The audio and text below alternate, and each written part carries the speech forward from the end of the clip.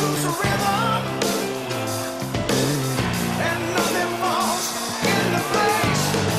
Now, only missing by a fraction. Slipped a little. Hello, Madison, Wisconsin! Oh, you look good! I feel like I'm at home. This is beautiful. Madison, I am so proud to get to be with you today. Madison, these are the front lines in the battle for the future of our country.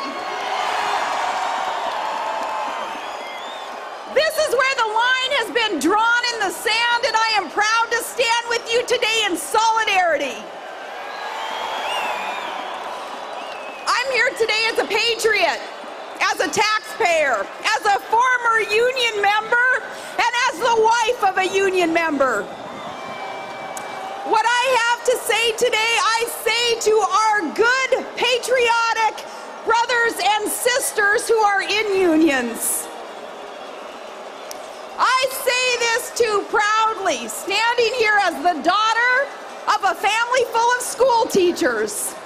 My parents, my grandparents, aunts, cousins, brother, sister, so many good folks who living on teachers' pensions, having worked or are working in education. A pension is a promise that must be kept. Now, your Governor Scott Walker understands this. He understands that states must be solvent in order to keep their promises. And that's what he's trying to do. He's not trying to hurt union members. Hey, folks, he's trying to save your jobs and your pensions. You know, but unfortunately, some of your union bosses don't understand this, and they don't care if union members have to be laid off. No, they want to protect their own power, and if that means forcing a governor to lay off union workers, then so be it. They've proven that. It's fine with them. But that's not real solidarity. Real solidarity means coming together for the common good. This Tea Party is real solidarity.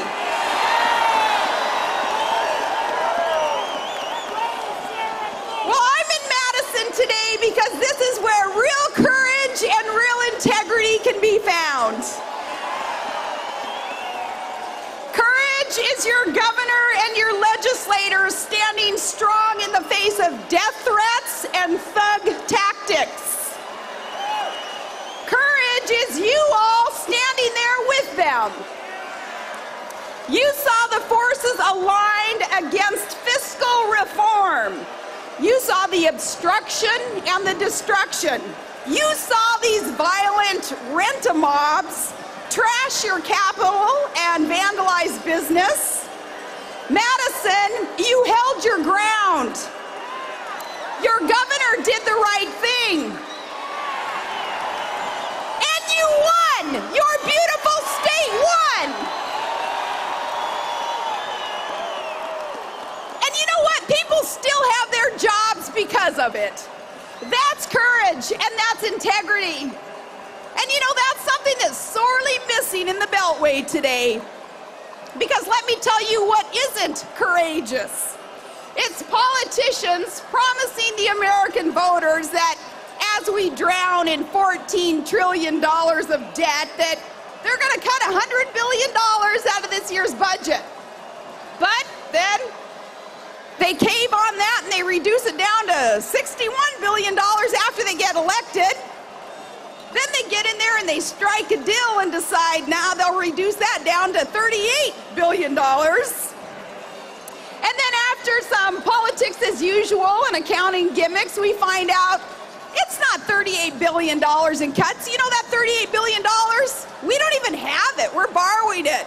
We borrow from foreign countries to give to foreign countries, and that's insanity. We find out it's not even $38 billion. It's less than $1 billion in real cuts. Folks, that $352 real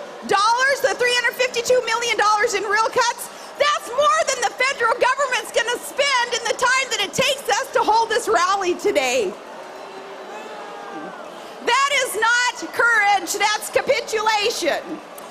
Now there is a lesson here in the Beltway Politico, something that they need to understand. The lesson comes from here in Madison. So our lesson is to the GOP establishment first. And yeah, I'll take on the GOP establishment. What more can they say about us, you know? So to the GOP establishment, if you stand on the platform, if you stand by your pledges, we will stand with you. We will fight with you, GOP. We have your back. Together we will win because America will win. We didn't elect you just to rearrange the deck chairs on a sinking Titanic. We didn't elect you just to stand back and watch Obama redistribute those deck chairs. What we need is for you to stand up, GOP, and fight. Maybe I should ask some of the Badger women's hockey team, those champions, maybe I should ask them if we should be suggesting to GOP leaders they need to learn how to fight like a girl.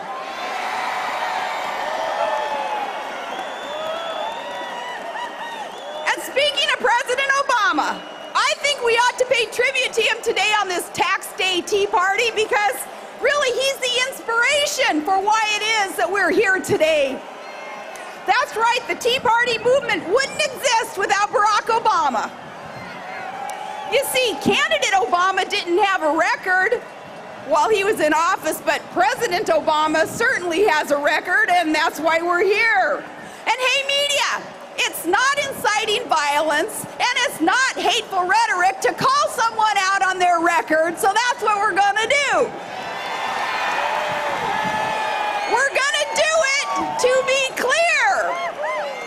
That's right, we're here, we're clear, get used to it.